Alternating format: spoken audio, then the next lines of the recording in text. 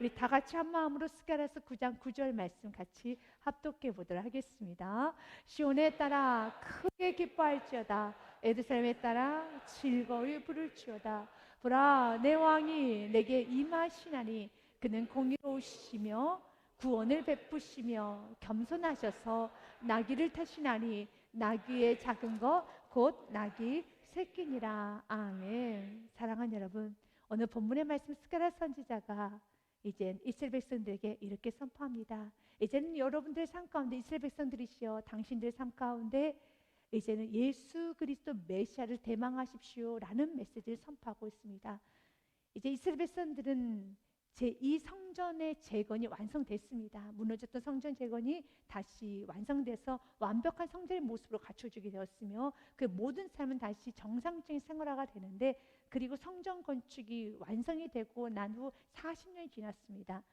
그들의 삶 많은 부분은 안정되었습니다. 그러나 그들이 원하는 만큼 안정되지는 않았어요. 여전히 블레셋이 있었고, 여전히 암몬과 시돈이 있었고, 여전히 두로도 있었고, 여전히 주변에 이런 자신들을 위협하는 많은 이방인들도 있었으며, 여전히 가난하고 여전히 힘들고, 그리고 자연재해도 있었으며 참 사는 게 쉽지가 않다는 겁니다.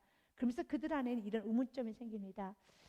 우리가 이렇게 성전을 건축하고 나면은, 이렇게 하나님이 나에게 주신 귀한 사명을 다하고 나면은 정말 이 땅이 지상 낙원으로 변할 줄 알았는데, 이 땅에 천국이 임할 줄 알았는데, 이 땅에 유토피아가 형성이 될 줄 알고, 더 나아가서 이스라엘의 나라가 세계 최고의 강대국이 될 줄 알았는데, 분명히 예루살렘의 성전이 다시 재건이 되었고, 성전이 재건이 된 지 40년이 지났음에도 불구하고 여전히 자신의 나라는 너무 소국, 너무 작은 나라, 별별로 없는 나라, 주변 나라, 그리고 변방 국가라는 겁니다. 중심의 자리에 가 있지가 않아서 그들은 이제는 굉장히 갈등과 고민하기 시작합니다. 이렇게 우리가 주의 뜻대로 살았는데요, 이렇게 성전도 건축되는데 왜 여전히 우리는 힘이 듭니까? 왜 여전히 우리는 중심의 나라에서 세계 전체를 통치하고 그리고 통솔을 하면서 높임을 받아야 되는데 여전히 이스라엘 나라는 조그만 나라고 변방이 있으니까 이해가 되지 않습니다 라고 스가랴 선지자에게 말합니다. 결국 우리 주님께서는 오늘 스가랴서 말씀을 통해서 우리에게 해답을 주시기 원합니다. 여러분이 그리스도인 거 맞습니다. 여러분 하나님 존귀한 자녀입니다. 여러분의 아버지가 누군지 아십니까? 여러분의 육신의 아버지가 좀 돌아가셨다 해도 여러분 슬퍼할 거 없습니다. 또 여러분 육신의 아버지가 좀 가난하다 해서 슬퍼할 것도 없어요. 여러분 육신의 아버지가 않는 좋지 못한 성품을 갖고 있다 해서도 슬퍼할 것이 없습니다. 육신의 아버지도 계시지만 우리에게는 바로 우리의 영의 아버지, 육신과 영혼의 모든 것을 통치하시는 이 아버지, 우리의 아버지 하나님이 계신 믿으시기 바라겠습니다. 그래서 우리는 하나님의 자녀라고 하죠.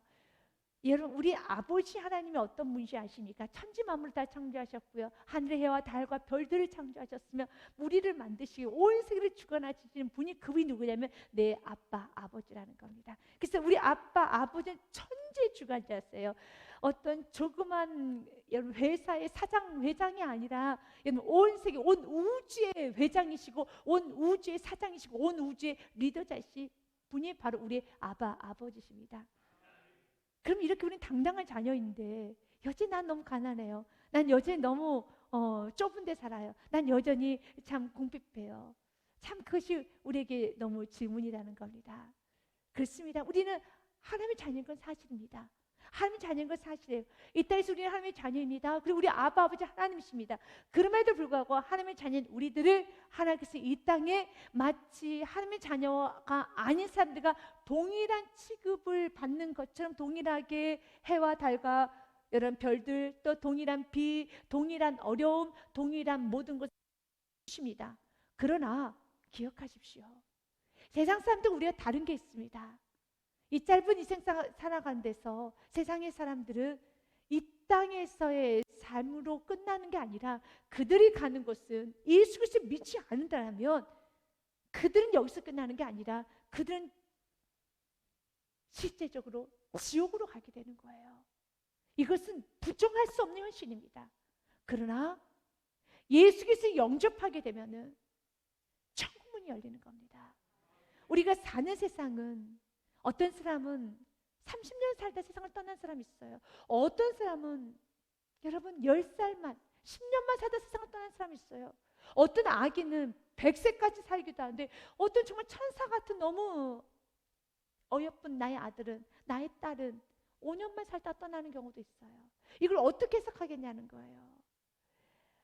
아니 저렇게 세상에 죄란 죄는 다 지은 저런 사람들은 세상에 80평생 90평생 저렇게 사는데 나의 천사 같은 내 자녀는, 천사 같은 그 아이는 1년 살다가 3년 살다가, 아니 정말 15살의 나이에, 17세의 나이에, 30세의 나이에, 너무 아쉽죠. 그런데 이 모든 이 눈물이, 이 모든 아쉬움, 이 모든 고통스러운 환경이 한 번에 역전될 수 있는, 모든 것이 다 해석이 되는 이유가 한 가지가 있어요. 우리가 사는 세상은 점이라는 겁니다. 점 같은 세상을 살지만 영생에 비교한다라면 내가 30년 다른 사람보다 더 살았다 해서 10년을 더 살았다 해서, 아니 반대로 내가 30년을 덜 살았고 10년을 덜 살았고 내가 물질을 더 덜 가졌다 할지라도 그것이 크나큰 우리에게 큰 상처 남지 않아요. 크나큰 우리에게 전혀 의미가 되지 않습니다. 왜냐하면 영생에 사는 세계와 비교하면 그건 점과 같거든요. 우리 주님께서 오늘 스가랴 선지자를 통하여서 이스라엘 백성들에게 바로 저와 여러분이 하고자 하는 메시지는, 메시아, 이제는 천국을 대망하는, 이제는 예수 그리스도가 다시 오실 재림의 신앙과 함께 천국 신앙을 우리가 소유하기를 원하고 있습니다. 이 천국 신앙을 소유하지 아니하면 우린 자꾸 해답이 없어요. 답을 명확하게 못 내줘요. 내가 이렇게 열심히 신앙생활을 했으면은 이제는 내가 정말 중심이 돼야 되고 많은 걸 누려야 되고 이 땅에서 천국처럼 눈물도 없고 곡도 없고 아픔도 없어야 되는데 여전히 곡이 있고 눈물이 있고 아픔이 있는데 이걸 어떻게 해석하시겠습니까? 맞아요. 우리 그리스도인들 사도 바울이 어떻게 살았습니까? 그래서 마지막은 순교를 했어요. 순교하는 것은 결코 육신적인 입장에서 볼 때는 아픈 사건이에요. 수많은 매를 맞았어요. 여러분, 딴 예수님의 제자들이 수많은 고난을 당했어요. 너무 아프죠. 그러나 그 아픔도 그 고난도 완전히 해석이 되고 해석이 되는 이유는 천국이 있기 때문에 그래요. 우리가 오늘 이 천국 신을 갖기 원합니다. 해석이 안 되겠지. 그래, 만약 이 세상이 전부라면 너무 억울한 거예요. 왜 나는 30년 살다 떠나야 되고, 왜 저 사람은 70년을 살아야 돼? 왜 나는 태어날 때부터 장애를 갖고 태어나야 되고, 왜 저 사람 저렇게 멀쩡하고, 왜 나는 이렇게 불운한 가정에 태어나야 되고, 왜 저 사람은 저렇게 좋은 데 태어나야 되고. 태어날 때 여러분이 선택하셨습니까? 선택하지 않았죠. 여러분, 그 어떤 것도 우리는 외적인 분을 선택하지 못했어요. 여러분의 얼굴, 키, 재능 다 선택했으면 달라요. 우리 선택하지 않게 주어진 겁니다. 왜 나에게는 이런 장애가 해석이 안 돼요? 우리 가정에 왜 이런 장애? 왜 우리 가정에 이런 아픔? 왜 나에게 이런 어려움? 왜 나에게 이런 모난 부모님? 다 해석이 안 돼요. 이 세상이 전부면 평생 장애만 앓다가 여러분 세상을 떠나면 그건 너무 아픈 일이에요. 깜깜한 세상에서 눈이 보이지 않는 상태에서 한평생 살았다고 생각해 보십시오. 결코 그다지 행복하지는 않겠죠. 거기서 의미를 찾아가겠지만 여전히 우물증이 남습니다. 왜 나는 내가 무슨 잘못을 해서. 그래서 여러분, 예수님께 이런 질문을 하잖아요. 예수님, 그가 나면서 소경이 된 자입니다. 누구의 죄입니까? 본인의 죄입니까? 그의 부모의 죄입니까? 라고 질문합니다. 여러분, 누구의 죄라고 생각합니까? 그 나면서부터 소경이 됐어요. 그래서 제자들이 물은 거예요. 이렇게 소경이 된 이유가 본인의 죄입니까? 아니면 부모의 죄입니까? 여러분은 뭐라고 대답하시겠습니까? 예수님이 이렇게 말합니다. 하나님의 영광을 위한, 하나님 영광을 받으시기 위한 것이란다 라고 예수님 말씀하고 계셔요. 이것이 정답입니다. 하나님은 우리에게 30년간, 20년간, 10년간, 아니면 재능을, 아니면 우리에게 장애를, 이 모든 것을 통해서 하나님 아름답게 영광을 받으세요. 중요한 거는 그런 영광을 받으시지만 이 세상이 전부라면 아쉬운 건 너무너무 많아요. 그래서 오늘 이스라엘 백성들에게 그들의 생각 가운데 그들은 이제는 다시 세계 강국이 되고 최고가 되어서 자신의 나라가 모든 나라들이 이스라엘 백성들에게 머리를 조아리고 그들을 우러러 쳐다볼 것이며 그런 것을 꿈을 꿨겠지만 오늘 스가랴 선지자를 통해서 말씀하고 있습니다. 우리가 꿈을 꿔야 될 것은 저 천국이에요. 그리고 메시아를 기다리는 겁니다. 이제 구원자 예수 그리스도를 기다리라는 거예요. 이미 그 예수 그리스도 2000년 전에 오셨어요. 그리고 온 인류에게 구원을 선포하셨습니다. 이제 구원받은 자녀들이 이 땅에 믿음으로 사는 겁니다. 그래서 여러분들이 죄를 지으려고 생각하지 마세요. 여러분들 믿음으로 살지 않고 갈등하려고 생각하지 마십시오. 내가 이 짧은 인생에서 내가 죄를 짓고 살지 않겠노라. 영생을 누려야 될 내가, 하나님과 영생 복락을 누려야 될 내가, 이 짧은 인생에서는 내가 하나님의 기쁨 되리라, 믿음으로 살리라, 이 고백을 하시기를 바라겠습니다. 그래서 스가랴서 9장 9절서부터는 그들이 해석이 되지 않다고 않는다고 아우성거리고 있는 이스라엘 백성들에게 스가랴 선지자는 기뻐하라라고 선포합니다. 너희들은 기뻐할지어다. 누가 오시는 줄 아느냐? 메시아가 오신다 라고 말합니다. 그들 생각하기에는 고레스와 왕과 같은 그런 또 강력한 우리를 도우는 어떤 왕이 세워질 걸 생각했어요. 어떤 그들은 다윗 왕 같은 그런 위대한 인물이 올 걸 생각했습니다. 아니야, 이제 영원한 왕이신 예수 그리스도가 올 것이란다. 아멘. 여러분, 여러분들 나름대로 내가 이제 예수를 믿으면 강력한 이제 물권이 나에게 받아서 이제 물권이, 또 내가 예수 그리스도를 잘 믿고 나면 강력한 나에게 인권이 와서 정말 많은 사람들에게 칭송받고 내 인맥이 넓어지는 것을 꿈을 꾸고 있으니까 이제 물권도 인권도 여러분 잠시 내려놓고 우리가 사모해야 될 것은 구원자이신 예수 그리스도이십니다. 그분을 사모하십시오. 그분을 사모하면서 하나님, 이제 예수 그리스도 붙들고 내가 나아갑니다. 그들은 강력한 다윗과 같은 통치자를 원했어요. 어떤 그들은 솔로몬과 같은 그런 영화로움을 원했을 것입니다. 아니다. 우리에게 지금 삼아야 되는 건 예수 그리스도라는 것입니다. 마찬가지로 우리가 이 세상 살아가면서 나에게도 이렇게 강력한 사람이 좀 있었으면 좋겠다. 나에게도 이렇게 그 누구도 나를 무시할 수 없는 좀 강력한 물질이 있었으면 좋겠다. 그 누구도 무시할 수 없는 강력한 인맥이 있었으면 좋겠다. 지식이 있었으면 좋겠다. 이제 그걸 좀 뛰어넘어서 주님, 난 예수님이 필요합니다. 예수님이 계시면 되는 거예요. 난 예수님이 필요합니다. 나에게서는 강력한 다윗과 같은 왕이 아니라 예수 그리스도가 필요합니다. 그러면 시온에 따라 크게 기뻐할지어다, 예루살렘에 따라 즐거이 부를지어다. 그든지 기뻐하지 못해요. 성전 건축을 해놓고 놓았는데도 기쁨이 없어요. 작정 기도를 하고 났는데도, 금식을 하고 났는데, 예배를 드리고 났는데도 기쁨이 없어요. 자신이 원하는 생각대로 되지 않아서. 그래서 다시 한번 그들에게 주님 말하는 겁니다. 너희는 크게 기뻐해야 돼. 예루살렘 딸들아 즐거이 부를지어다. 보라, 내 왕이 내게 임하시니 그는 공의로우시며 구원을 베푸시며 겸손하여서 나귀를 타시나니 나귀의 작은 것 곧 나귀 새끼니라 라고 말합니다.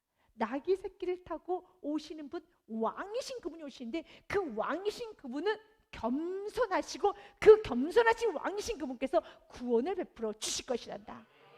그분이 누구인가요? 예수 그리스도죠. 마태복음 말씀에 보면은요, 예수님께서 이 땅에 오셨을 때 그 모습이 너무 아름답게 기록이 되어 있어요. 21장 4절과 5절 말씀에 보면 이는 선지자를 통해서, 여기서 선지자는 누구냐면 바로 오늘 저와 여러분이 읽었던 스가랴 선지자를 말합니다. 이미 스가랴 선지자를 통해 하신 말씀이 이루려 하심이라 일렀으되 우리가 방금 읽었던 말씀이 그 5절에 인용이 되어 있지요. 시온의 딸에게 이르기를 내 왕이여 내게 임하나니 그는 겸손하여 나귀 곧 멍에 매는 짐승의 새끼를 탔도다 하라 하였느니라 라는 그 스가랴서 9장 9절 말씀이 그대로 예수님께서 이루셨어요.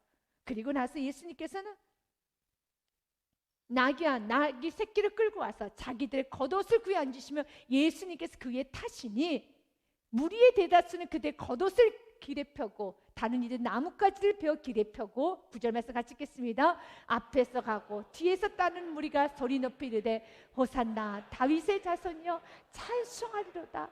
주의 이름으로 오시는 이여 가장 높은 곳에서 호산나 하더라. 아멘. 호산나 주 예수여 구원하여 주시옵소서. 호산나 외치더라. 아멘. 예수님께서는 우리의 구원자이십니다. 근데 그 구원자이신 예수님께서는 나귀 새끼를 탔어요. 왜 나귀 새끼를 탔을까요? 성경 기록되어 있잖아요. 왜 그분께서 나귀 새끼를 탔느냐? 그분은 겸손하여서 나귀를 타시나니 그냥 나귀도 아니라는 겁니다. 나귀 새끼를 탔다고 성경 기록되어 있습니다. 맞습니다. 예수님 겸손하신 분이에요. 그래서 예수님께서 그 겸손함을 이렇게 표현합니다. 인자가 온 것은 섬기러 왔다라는 말을 해요. 마태복음 말씀에 보면은요, 마태복음 말씀에 인자가 온 것은 섬김을 받으려 옴이 아니라 도리어 섬기려 하고 자기 목숨을 많은 삶의 대속물로 주려 함이니라. 아멘. 섬기러 오셨어요. 가장 낮은 모습으로요. 얼마만큼 낮아진 줄 아십니까? 하나님께서 인간의 몸으로 오셨어요. 그보다 더 낮아질 수는 없어요. 인간의 몸이 얼마나 지저분합니까? 인간의 몸이 얼마나 더럽습니까? 그런데 그 죄인인 인간의 몸으로 하나님께서 오셔버렸어요. 그 크신 하나님이 인간의 몸속을 가지고 오셨어요. 그래서 빌립보서 2장 말씀에 보면 그는 근본 하나님 본체시나 그는 하나님과 본체시 동일하시나 동등됨을 취할 것을 여기지 아니하시고 오히려 자기를 비워 종의 형체를 가지사 사람들 같이 되셨고 바로 우리와 같이 이런 육신, 흙덩어리 이런 육신, 정말 너무너무 연약한 모습. 여러분 조그만 바이러스에도 온몸이 불어 터질 수밖에 없는 그런 아주 무능하고 아주 연약하고 아주 후패된, 또한 그런 육신적 연약함만 있는 것이 아니라 죄에 똘똘 뭉쳐진 그 인간의 몸으로 오셨다는 겁니다. 종형체를 가서 사람들 같이 되셨고 사람의 모양으로 나타나서 자기를 낮추셨어요. 죽기까지 복종하셨습니다. 세상에 온 세상의 만물의 주관자이시고 우리를 만드신 창조주께서 인간에게 여러분 수치를 당했고 뺨을 맞으셨고 조롱을 받으셨고 채찍질을 당하셨어요. 이건 있을 수 없는 일이죠. 근데 예수님 그렇게 하셨어요. 자기를 낮추시고 죽기까지 복종하셨으니 곧 십자가에 죽으십니다. 예수님 십자가에서 죽으셨어요. 수많은 사람들이 예수님을 조롱했습니다. 예수님을 향해서 창으로 그의 가슴을 찔렀고 그의 옆구리를 찔렀고 수많은 채찍질로 그의 몸을 여러분 살을 다 뜯어냈어요. 예수님께서 그렇게 하셨어요. 왜 그렇게 하셨을까? 이유는 한 가지예요. 예수님을 흘리신 그 피로 우리를 구원하시기 위함이셨습니다. 왜냐하면 우리가 피를 흘려야 돼요. 그런데 죄인이 피를 흘리면 죄 대가만 치는 겁니다. 아무런 의미가 없어요. 그래 죄 없으신 예수님께서 나를 대신해서 피를 흘려주신 겁니다. 우리는 그 피를 마심으로써 우리는 깨끗해지는 것입니다. 그래서 마태복음 말씀에 보면은 26장 28절 말씀에 보면은 이것은 같이 읽습니다. 시작. 이것은 죄 사함을 얻게 하려고 많은 사람을 위하여 흘리는 바 나의 피 곧 언약의 피니라. 아멘. 예수의 피는 죄 사함을 얻게 하는 피예요. 우리는 그 피를 마심으로 죄가 사해진 겁니다. 그 피를 마심으로 우리는 회복이 된 거예요. 우리 너무 감사해서 그 예수님을 찬양해야 돼요. 그 예수님 높여야 됩니다. 그런데 예수님이 자꾸 낮아지시다 보니까 인간들이 자꾸 교만해져서 정말 예수님이 여러분 너무 가볍게 여겨요. 아니 너무 무시해요. 너무 함부로 여겨요. 근데 성경 말합니다. 그분은 겸손하셔서 자꾸 낮아지신다는 겁니다. 그래서 신앙생활 제대로 하시는 성도님들은요 열매를 보면 알 수 있어요. 그 성도님이 정말 해가 거듭하면 거듭할수록 겸손해지고 더 겸손해지고 더 겸손해지면 예수를 만난 자녀예요. 그리고 예수 만난 자녀는 해가 거듭할수록 더 겸손해지게 되어 있어요. 여러분의 삶에 예수를 만난다면 예수님처럼 향기가 드러나야 돼요. 예수님의 삶을 보십시오. 예수님은 계속 겸손해지는 겁니다. 인간의 교만과 상관없이 예수님은 계속 겸손의 길을 가셔요. 우리가 가야 되는 길이 세상의 교만과 세상의 거만과 상관없이 우리가 가야 되는 길은 겸손한 길이라는 겁니다. 낮아지는 길이라는 것입니다.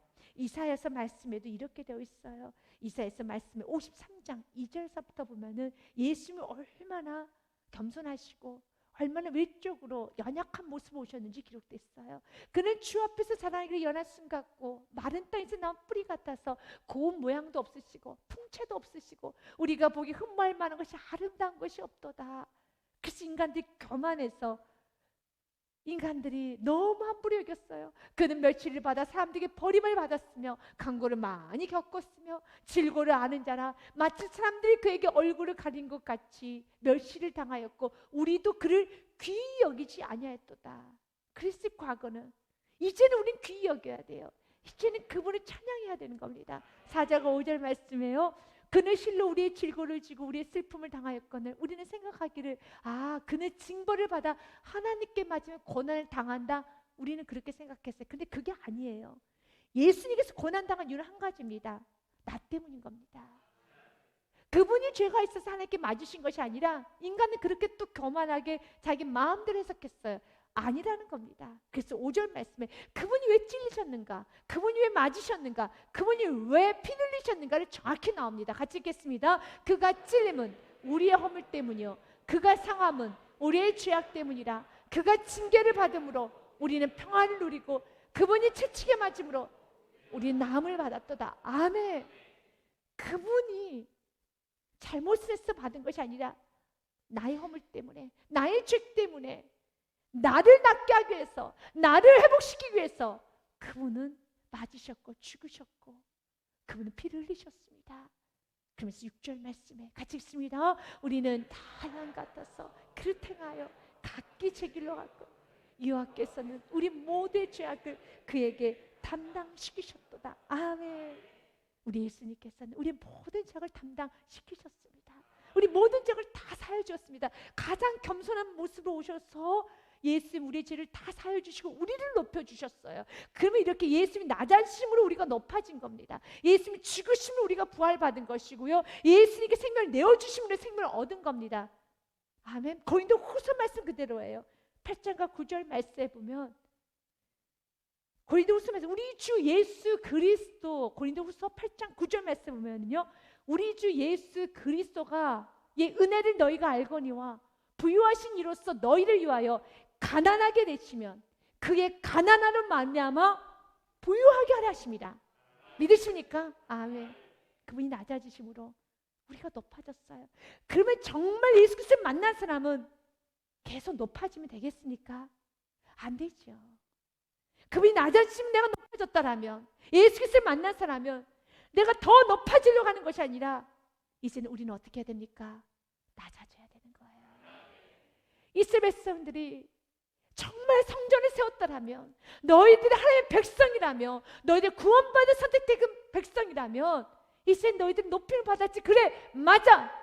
팩트는 너희들 하나님의 자녀야. 너희들 의인이야. 감히 의인을 누가 대적할 수 있겠습니까? 누가 하나님의 자녀를, 여러분, 누가 함부로 여길 수 있겠습니까? 맞습니다. 하나님의 자녀가 세계 중심입니다. 하나님의 자녀가 높은 곳에 있게 되고 하나님의 자녀가 높은 자리에 올라갈 것입니다. 그러나 그 하나님의 자녀가 높은 자리에 올라가는 건 사실이고 하나님의 자녀가 높임을 받는 건 사실이에요.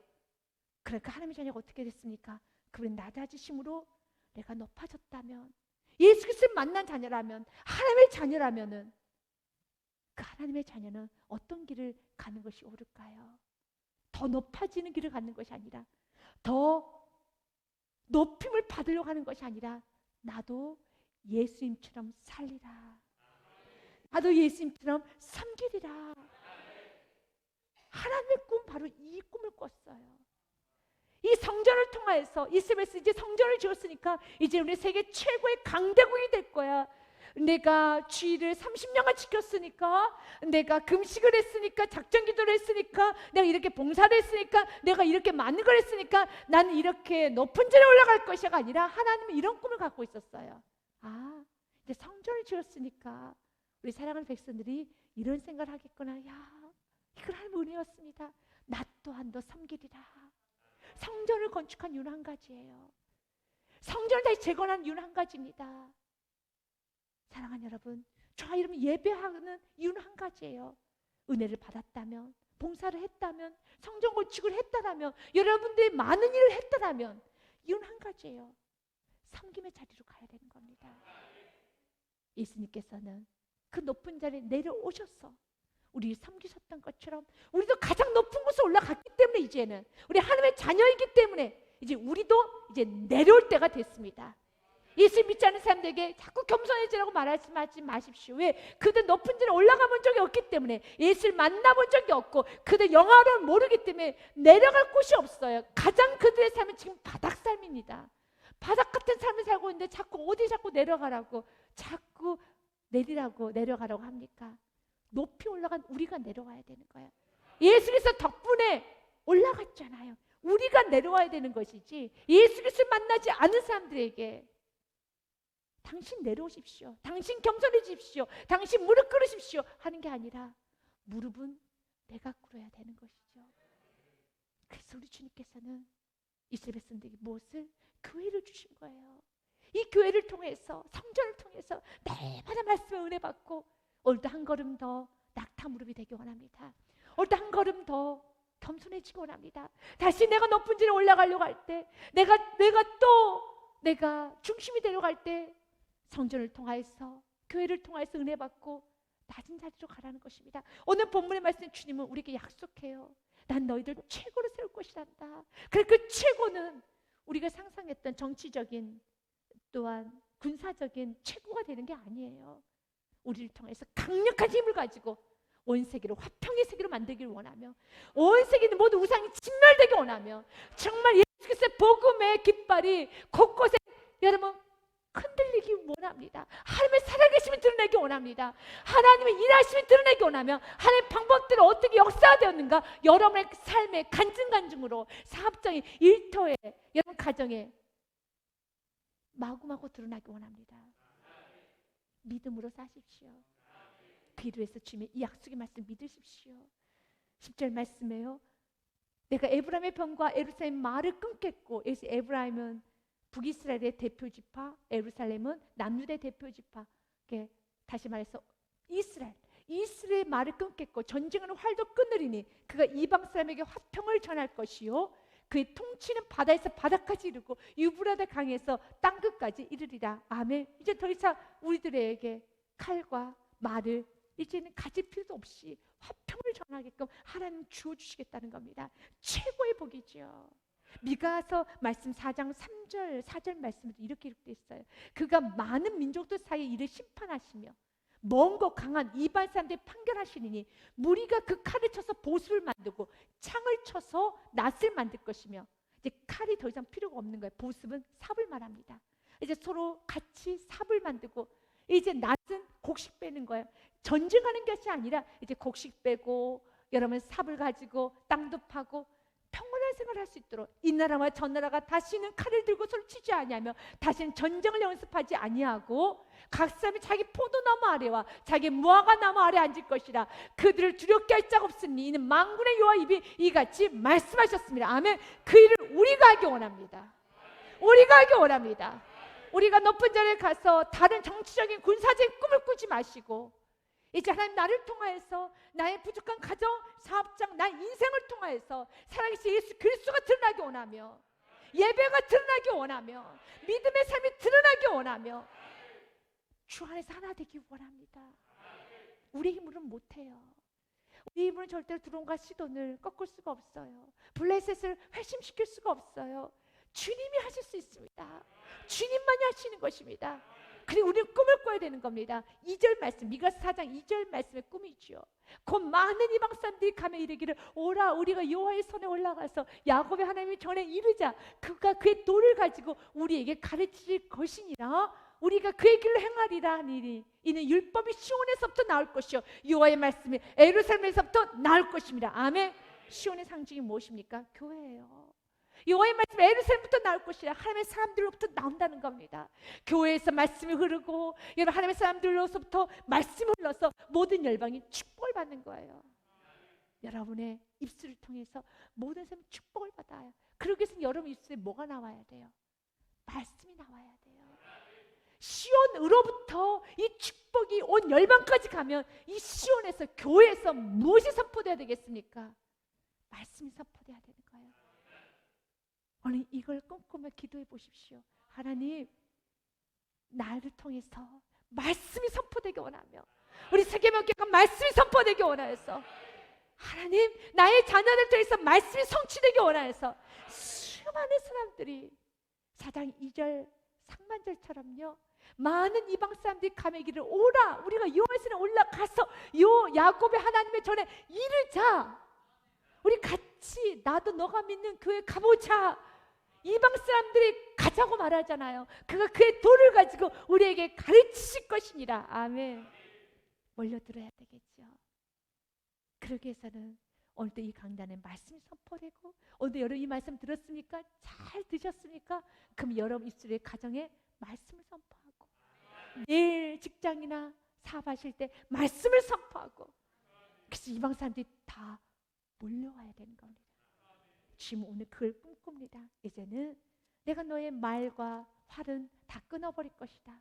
그리고 땅끝에서 땅끝까지 유브라테 대강에서 땅끝까지 온 세계를 말합니다. 화평을 전하게끔 하나님 만들어 주시겠다는 겁니다. 나를 사용하여 주시옵소서. 그리고 또 너로 말할진대 11절 말씀에 내 언약의 피로 말미암아 내가 내게 갇힌 자들을 물 없는 구덩이에서 놓았나니. 물 없는 구덩이라는 것은 흑암을 말하지요. 어둠을 말하지요. 생명 없는 곳이죠. 고통이죠. 그 고통에서 우리 주님은 자유를 주셨대요. 무엇으로 말미암아요? 언약의 피로 말미암아. 맞아요. 먼저는 우리가 정말 지옥과 같은, 정말 죄가 죄인 줄 몰랐던 그 삶에서 오직 예수 그리스도 언약의 피로 우리가 자유인이 되었고 의인이 되었던 것처럼 오늘 동일하게 우리 주님께서는 갇혀있는 모든 자들, 갇혀있는 모든 영혼을 이끌어내는 건 한 가지밖에 없어요. 언약의 피밖에 없습니다. 누구의 피? 나의 피 아니에요. 여러분들 아무리 피를 흘릴 정도로 고생을 하고 여러분들 헌신을 해도 그 영혼 못 세워요. 여러분 피는 아무리 혈액이 없어요. 오늘 주님께서 오늘 말하는 겁니다. 이 모든 화평의 축복은 메시아신 예수 그리스도 외에는 결코 그 화평이 이루어질 수 없다. 근데 그 예수님이 이 땅에 오셨어요. 우리에게 예수님이 오셨습니다. 이제 예수의 이름을 가지고 이제 우리가 화평을 전하라는 거예요. 언약의 피로 말미암아 내가 내게 갇힌 자들을 놓았나니라고 그랬어요. 무엇으로 말미암아요? 언약의 피로 말미암아. 다른 말로 하면 예수 그리스도의 이름으로 말미암아. 예수 그리스도의 이름으로 기도하는 그 부모는 반드시 자녀는 어둠에서 물 없는 구덩이에서 자유케 될 걸 확신하시기 바라겠습니다. 우리 지금 오늘 우리에게 말합니다. 언약의 피로 말미암아 갇힌 자들 놓아줄 것이고, 또한 12절 말씀 참 귀한 말씀에서 같이 읽습니다. 갇혀있으나 소망을 품은 자들아 너희는 요새로 돌아올지니라. 내가 오늘 또 이르노라. 내가 내게 값전에 갚을 것이니라. 아멘. 오늘 이 말씀 붙들고 여러분 평생 기도하시길 바라겠습니다. 때론 여러분의 삶에 물질이 갇혀있을 수 있어요. 질병이 갇혀있을 수 있어요. 어려움에 갇힐 수 있어요. 그러나 그런 어려움, 질병, 물질 모든 것에 갇혀있다 할지라도 소망을 놓지 않고 기도하는 자는 반드시 돌아올지니라. 갑절이나 갚아 주시리라. 그래서 소망을 놔버리면, 소망이 누구일까요? 성경 말합니다. 소망이신 예수 그리스도라고요. 예수 그리스도 놓지 아니하면은 갇혀있지만, 물질에 갇혀있고 빚의 문제로 갇혀있고 관계의 문제로 갇혀있고 중독의 문제로 갇혀있고 여러 가지 아픔의 문제로 갇혀있다 하지만, 너희들 갇혀있으나 그러나 소망을 놓지 않고 기도하면은 요새로 돌아오게 될 것이고 갑절로 갚아 주실 것이라. 소망을 놓지 않으면 갑절로 갚아 주십니다. 그래서 성경은 이렇게 말합니다. 시편의 말씀에 보면요, 성경은 우리에게 말한다. 56편 2절과 4절 말씀까지 보겠습니다. 내 원수가 종일 나를 삼키라며 나를 교만하게 치는 자들이 많사오나, 그러나 여기서 소망을 놔서는 안 돼요. 내가 두려워하는 날에는 내가 주를 의지하려다. 어리석은 사람은 두려워한 날에 주님을 놔버려요. 그러면 안 돼요. 그러면 여러분 어떤 축복도 받을 수 없어요. 다시 3절을 같이 읽겠습니다. 시작. 내가 두려워한 날에는 내가 주를 의지하려다. 믿으십니까? 아멘. 두렵기 때문에 주님을 더 의지해야 되는 거예요. 그리고 4절 말씀 같이 읽겠습니다. 내가 하나님을 의지하고 그 말씀을 찬송하올지라. 내가 하나님을 의지하였은즉 두려워하지 아니하리니 혈육을 가진 사람이 내게 어찌하리까. 믿으십니까? 아멘. 두려워하지 마십시오. 소망을 품고 끝까지 갇혀있는 그 상황에서 부르짖어 기도하면 주님 약속합니다. 다시 주님께서는 겉으로 돌아가게 할 것이고 갑절로. 이제 갑절이라는 것은 단순히 2배의 축복이 아니라 완전한 역전을 말합니다. 완전한 축복을 말합니다. 그래서 이사야서 말씀 61장 7절 말씀만 보겠습니다. 너희가 수치 대신에 보상을 배나 얻으며 능욕 대신에 몫으로 말미암아 즐거워할 것이라. 그리하여 그들의 땅에서 갑절이나 얻고 영원한 기쁨이 있으리라. 아멘. 주님께서 반드시 보상해 줘요. 주님 반드시 갑절이나 얻고 영원한 기쁨이 있으리라. 그럼 이 모든 축복은 누구를 붙들 때요? 고레스 왕이 아닙니다. 다윗과 같은 옛 영화 아니면 솔로몬 아닙니다. 이스라엘 백성들이 그거 내려놓고 예수 그리스도를 붙들기 원합니다. 예수 언약의 피를 붙들기 원합니다. 보혈의 피를 붙들기 원합니다. 그래서 16절 말씀도 같이 이어갑니다. 이날에 그들이 하나님의 여호와께서 그들을 자기 백성 양떼같이 구원하시니 그들이 왕관의 보석같이 여호와의 땅에 빛나리로다. 아멘. 하나님 우리 호위하여 주시고 또 우리를 구원하여 주십니다. 신명기서 말씀 1장 29절부터 31절 말씀에 주님 우리에게 말씀합니다. 두려워하지 말아라. 그들을 무서워하지 말아라. 두려워하지 말라.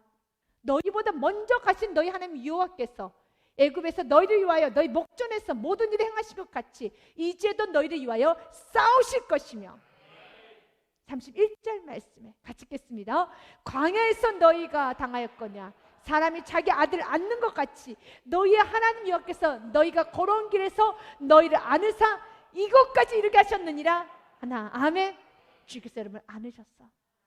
거친 광야에서 주님이 안아서 여기까지 인도하여 주십니다. 그 주의 품에 떠나가지 마십시오. 그 주의 품에서 비껴가지 마시고 주의 품에 꼭 안겨 사시기 바라겠습니다. 주의 품에 꼭 안겨서 주님께서 말씀하십니다. 내가 자기 아들을 안는 것 같이 너희 하나님 여호와께서 너희가 걸어온 길에서 너희를 안으사 이것까지 이르게 하셨느니라. 믿으십니까? 주님께서 안아주셨습니다. 그런데 왜 31절 후반절 끝에 보면 하나라는 단어가 있을까요? 이르게 하셨느냐 하나. 그럼 이래 너희가 너희 하나님 여호와를 믿지 아니하도다. 믿지 않으면 이스라엘에서는 좀 이렇게 무너지는 거예요. 믿으십시오. 하나님 나라 안으시면 믿으십시오. 어떤 상황에서도 주님 안아주시면 믿으시고 그 안에서 여러분 두려우면 두려워서 더 주님을 의지하고 운동에 있으면 있을수록 더 소망 되신 예수 그리스도를 붙들고 나아갈 때 오늘 이 약속의 말씀 선포하면서 갑절로 갚아주리라. 하나님께서는 역사하여 주십니다. 믿음을 가지고 어떤 상황에서도 정도의 길을, 믿음의 길을, 순종의 길을 가시길 바라겠습니다. 다윗의 이야기의 삶을 여러분들에게 전하고 말씀을 좀 한번 정리하고자 합니다. 다윗은 참 어려움이 많았어요. 근데 그 어려울 때마다 다윗이 어떻게 좀 역전할 수 있었던 이유는 한 가지입니다. 조시 하나님을 믿었어요. 하나님의 통치를 믿었어요. 하나님 주권을 믿었다는 겁니다. 그의 아들이 압살롬에 반역을 합니다. 왜 다윗은 그런 아픔이 있을까? 맞아, 인생이 그래요. 왜 나에게 이런 아픔을? 다윗의 아들 압살롬이 반역을 합니다. 그리고 이제는 신하들까지 다윗을 향해서 마구마구 조롱하면서 여러분 찌꺼리고 있습니다. 시므이라는 인물이 다윗을 향해서 저주를 합니다. 그때 아비새가 다윗에게 이렇게 말합니다. 왕이시여 나에게 명하여 주옵소서. 저 개와 같은 시므이를 내가 단칼에 죽이겠습니다 라는 말을 합니다. 그때 다윗이 이런 말을 해요. 사무엘하 16장 11절 말씀에 보면 또 다윗이 아비새와 모든 신하들에게 이르되 내 몸에서 난 아들도 내 생명을 헤아려 하거든 하물며 이 베냐민 사람이라 이 시므이냐 여호와께서 그에게 명령하신 것이니 그가 저주하게 버려두라. 이것은 무엇이냐면 하나님의 주권 인정하는 거예요. 그것 또한 하나님 허용하신 것이야. 그러나 12절 말씀에 중요한 믿음이 하나 있어요. 같이 읽겠습니다. 시작. 혹시 여호와께서 나의 원통함을 감찰하시리니 오늘 그 저주 때문에 여호와께서 선으로 내게 갚아주시라 하고 아멘. 하나님은 이 모든 것을 하나님 손 아래 있어. 여러분 때로는 열심히 했는데도 조금 실패를 했다면, 열심히 했는데도 좀 모멸감을 얻었다면, 열심히 했는데도 여러분이 원하는 대로 자녀가 좀 좋은 모습으로 키워지지 않았다면 그때 여러분들이 어떻게 해야 됩니까? 다윗과 같이 그것도 하나님 허용이에요. 그러나 나의 원통함을 하나님 외면하지 아니하신 그 하나님을 믿고 주님께 맡길 때 우리는 그 끝을 알잖아요. 시므야 모든 압살롬은 완전히 무너지고 역전이 되지 않습니까? 다윗은 더 강대국의 왕이 되고 그 강대국의 왕이 단순히 정치적으로 경제 군사적으로 강대국이 아니라 정말 하나님 보시기에 선하고 겸손하고 의로운 왕의 모습이 되어가지 않습니까? 성숙한 왕이 되어가지 않습니까? 마찬가지입니다. 주님 여러분의 원통함을 아십니다. 주님 여러분의 아픔을 아십니다. 여러분 원통함을 너무 잘 아십니다. 우리 주님은 그 모든 상황에서 그렇기 때문에 주님을 의지하기를 원하고 계십니다. 그리고 주님 17절에 이렇게 약속합니다. 같이 읽겠습니다. 그의 형통함과 그의 아름다움이 어찌 그리 큰지 곡식은 청년을 새 포도주는 처녀를 강건하게 하리라. 아멘. 청년과 처녀는 연약함의 대상입니다. 왜냐하면 청년과 처녀는 아직 권력도 없고 인맥도 없고 지식도 없고 물질도 없는 청년, 처녀를 말합니다. 그런데 곡식은 청년을, 새 포도 처녀를 강건하게, 이들이 아직은 미약하지만 이제는 뻗어나가게끔 하나님께서는 다음 세대에 축복을 줄 것이고 형통함을 줄 것이고 아름다움을 줄 것이라는 겁니다. 우리의 자녀들이 청년과 처녀 같아요. 아직은 다 자라지 않았어요. 그러나 그들에게 곡식이 끊임없이 공급될 것이고 그들 끊임없이 새 포도주가 공급되어서 그들 감람나무같이 결실을 맺게 될 것이고 포도나무같이 가는 것보다 풍성해질 것이며 결국 하나님께서 가장 원하시는 이 나라 민족 세계 열방까지 화평의 나라, 예수 그리스도가 오직 구원자임을, 예수 그리스도 승리의 깃발이 곳곳에 사업장에, 가정에, 학교, 정치, 경제, 문화 모든 부분에서 꽂아지는 그 축복이 이루어질 걸 믿으시길 바라겠습니다. 그 일을 위해서 지금 오늘 우리에게 말합니다. 말 병거 의지하지 마시고 오직 여호와만 의지하시길 바라겠습니다. 시편 20편 7절 말씀에 어떤 사람 병거, 어떤 사람 말을 의지하나. 같이 읽습니다. 시작. 우리는 여호와 우리 하나님 이름을 자랑하리로다. 아멘. 시편 18편 2절과 3절 말씀도요. 여호와는 나의 반석이시오, 나의 요새시오, 나를 건지시니시오, 나의 하나님이시오, 내가 그 안에 피할 나의 바위시오, 나의 방패시오, 나의 구원의 뿌리시오, 나의 산성이시로다. 3절 말씀 같이 읽습니다. 내가 찬송받으시 여호와께 아뢰리니 내 원수들에게서 구원을 얻으려다. 아멘. 소망되시 예수님 놓지 않을 때 하나님은 구원하여 주십니다. 구원뿐만 아니라 갑절로 갚아 주십니다. 이러면서 날마다 이 축복이 있으시기를 주님의 축복 드립니다.